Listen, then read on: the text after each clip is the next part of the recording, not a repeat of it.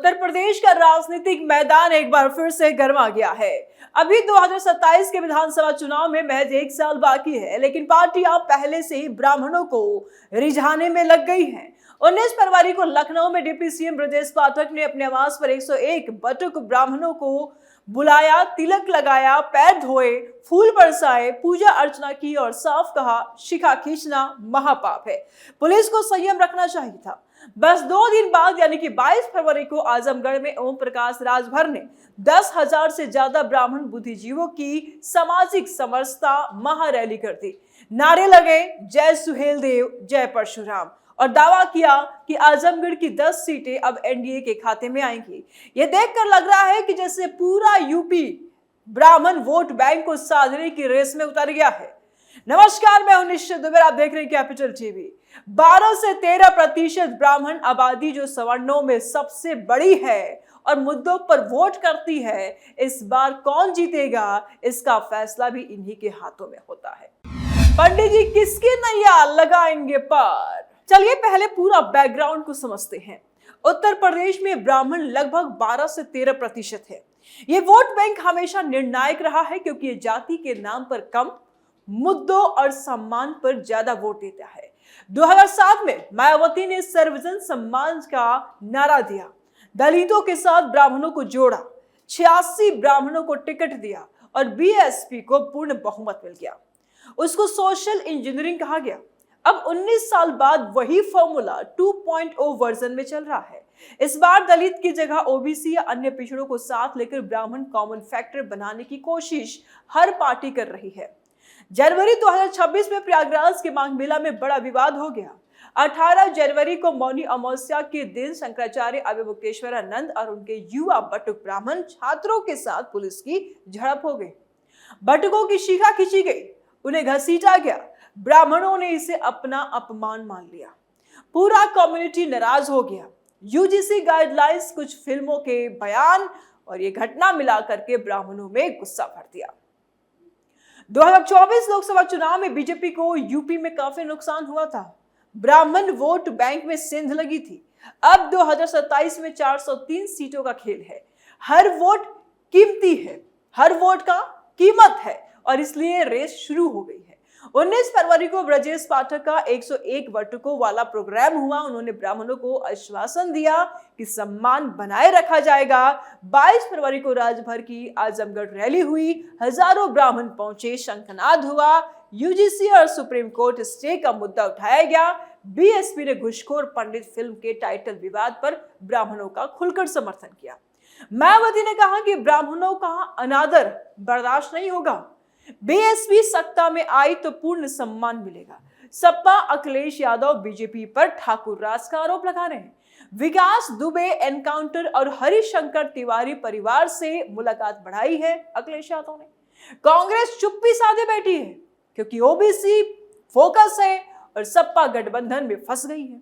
कल तक कोई नई बड़ी घटना नहीं हुई है, लेकिन सोशल मीडिया और छोटी छोटी रैलियां चल रही हैं। ब्राह्मण सम्मेलन और आउटरीच तेज हो गया है। सत्ता पलट सकते हैं ब्राह्मण। ग्राउंड रियलिटी क्या है?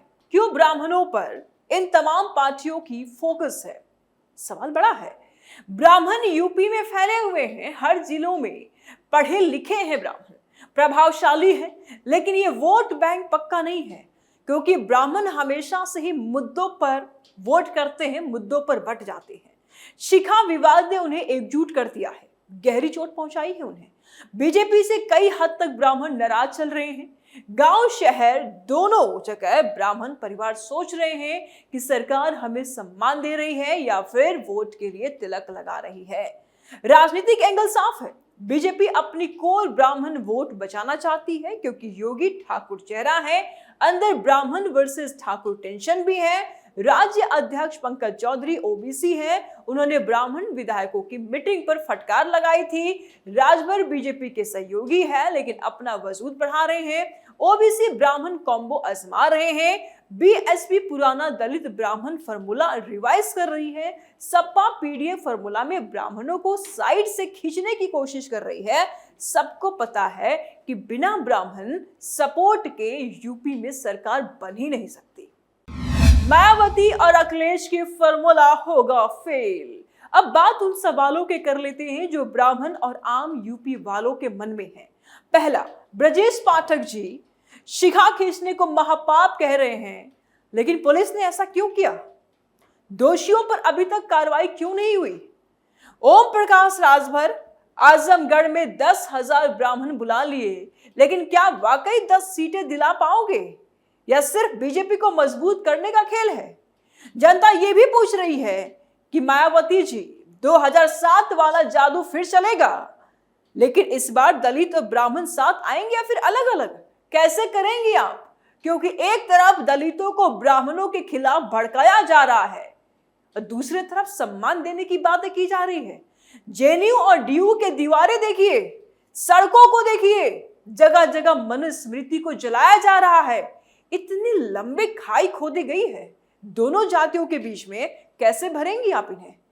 जनता अखिलेश यादव से भी पूछ रही है कि आप पीडीए चला रहे हो, ब्राह्मणों को ठाकुर राज बता रहे हो, लेकिन आपकी सरकार में ब्राह्मणों को कितना सम्मान मिल रहा है? जाइए दिल्ली की सड़कें देखिए, डीयू की सड़कें देखिए, जेएनयू की सड़कें देखिए। ये किससे प्रभावित है सब? क्या कर रहे हैं आप लोग? कैसे इन खाइयों को भरेंगे? ब्राह्मणों की जब साधने की बात करते हैं तो ब्राह्मणों के खिलाफ ही जनता को भड़का रहे हैं आप लोग। कैसे साध पाएंगे? इस तरीके की प्रदर्शन करा करके असंभव है। ब्राह्मणों को सम्मान देने की ढोंग। सत्ता पक्ष और विपक्ष दोनों का पक्ष सुन लो। सत्ता पक्ष और विपक्ष दोनों का पक्ष सुन लो। सत्ता पक्ष यानी कि बीजेपी और सहयोगी कहते हैं हम ब्राह्मणों का सम्मान करते हैं। ब्रजेश पाठक खुद ब्राह्मण चेहरा है, 101 बटुकों को घर पे बुलाकर सम्मान दिया है। विकास दुबे जैसे मामले में कानून का राज चला, अपराधी अपराधी यही कहा इन्होंने। हमने यूपी को बदला है, एक्सप्रेसवे, एयरपोर्ट, निवेश सब ब्राह्मण युवाओं को फायदा पहुंचा रहे हैं। राजभर कहते हैं कि हम ओबीसी ब्राह्मण समरसता ला रहे हैं। जय परशुराम के नारे से हिंदुत्व मजबूत होगा। विपक्ष का पक्ष है कि बीजेपी ठाकुर राज चला रही है, योगी सरकार में ब्राह्मणों की उपेक्षा हो रही है, शिखा विवाद, पुलिस अत्याचार कर रही है। बीएसपी कहती है कि हमने 2007 में ब्राह्मणों को सम्मान दिया था, अब भी देंगे। सपा कहती है पीडीए में ब्राह्मण भी शामिल हो। हम विकास दुबे परिवार और हरिशंकर तिवारी से बात कर रहे हैं।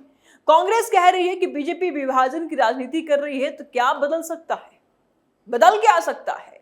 यह शुरुआती दौर है, लेकिन असर पड़ सकता है। अगर बीजेपी ब्राह्मणों को मनाने में कामयाब रही तो 2027 में अपनी 2017 से 2022 वाली सीटें बचा करके रखेगी। राजभर अगर 8 से 10 सीटें लाए तो एनडीए और मजबूत होगा। बीएसपी अगर ब्राह्मण टिकट बढ़ाए तो दलित ब्राह्मण वोट फिर जुड़ सकता है। सपा पीडीए में ब्राह्मण जोड़ ले तो मुकाबला रोचक होगा, लेकिन असली टेस्ट टिकट बंटवारे में होगा। अंदरूनी टेंशन बढ़ सकता है। बीजेपी में ब्राह्मण वर्सेस ठाकुर की टेंशन पहले से है। राजभर का दबाव बढ़ेगा। लंबे समय में अगर ब्राह्मण नाराज रहे तो छोटे छोटे दल और मजबूत होंगे। 2027 में ब्राह्मण फैक्टर 50 से 60 सीटों पर निर्णायक साबित हो सकता है। एक तरफ अपमान, दूसरे तरफ सम्मान। यूपी की सियासत में अब दोहरा खेल साफ दिख रहा है। एक तरफ ब्रजेश पाठक बटुकों के सिर पर तिलक लगा रहे हैं, पैर धो रहे हैं, फूल बरसा रहे हैं। ओम प्रकाश राजभर 10,000 ब्राह्मणों को बुलाकर जय परशुराम के नारे लगवा रहे हैं। मायावती घुसखोर पंडित फिल्म पर ब्राह्मणों का साथ दे रही हैं। अखिलेश यादव विकास दुबे परिवार से मुलाकात कर रहे हैं। सब ब्राह्मण वोट के लिए तिलक पूजा रैली में जुटे हैं, लेकिन उसी समय तिलक, तराजू और तलवार, ब्राह्मणवाद मुर्दाबाद जैसे जहरीली नारे सड़कों पर गूंज रहे हैं। अब सवाल ये है कि ये पार्टियां इन नारों को क्यों नहीं रोकती है या कैसे रोकेगी? एक तरफ अपमान करवा रही है, दूसरी तरफ सम्मान भी दे रही है। ये दोहरा चरित्र ब्राह्मण वोट बैंक को कैसे साथ पाएगा? माघ मेला में शिखा खींचने का विवाद भी ताजा है। ब्राह्मण समाज नाराज है। यूजीसी गाइडलाइंस, फिल्मों के बयान सब मिलकर के गुस्सा भर रहे हैं ब्राह्मणों के बीच में। 12 से 13% ब्राह्मण यूपी में फैले हैं, हर जिले में प्रभावशाली हैं। 2007 में मायावती ने दलित ब्राह्मण गठजोड़ से सरकार बना ली थी। अब 2027 के लिए वही सोशल इंजीनियरिंग 2.0 चला पाएंगी, ये भी देखने वाली बात होगी। बीजेपी अपनी कोर ब्राह्मण वोट बचाने में लगी है। राजभर ओबीसी ब्राह्मण कॉम्बो आजमा रहे हैं। बीएसपी पुराना फॉर्मूला दोहरा रही है। सपा पीडीए में ब्राह्मण खींचने की कोशिश कर रही है, लेकिन जब उनके अपने कार्यकर्ता या सहयोगी ब्राह्मणवाद मुर्दाबाद के नारे लगाते हैं तो कोई नहीं रोकता। कैसे ब्राह्मणों का वोट लेंगे आप?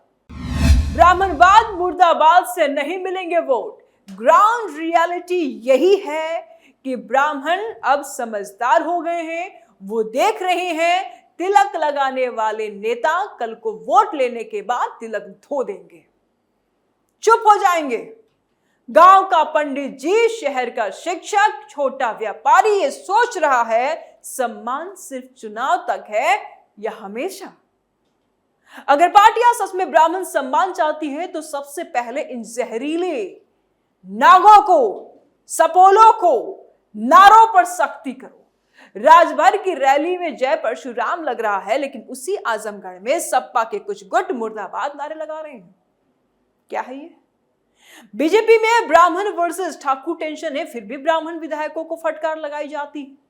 ये दोहरापन ब्राह्मणों को गुस्सा दिला रहा है। सवाल ऐसे में ये है कि क्या तिलक लगा करके वोट मांगने वाली पार्टियां ब्राह्मणवाद मुर्दाबाद के नारों को बर्दाश्त कर सकती है?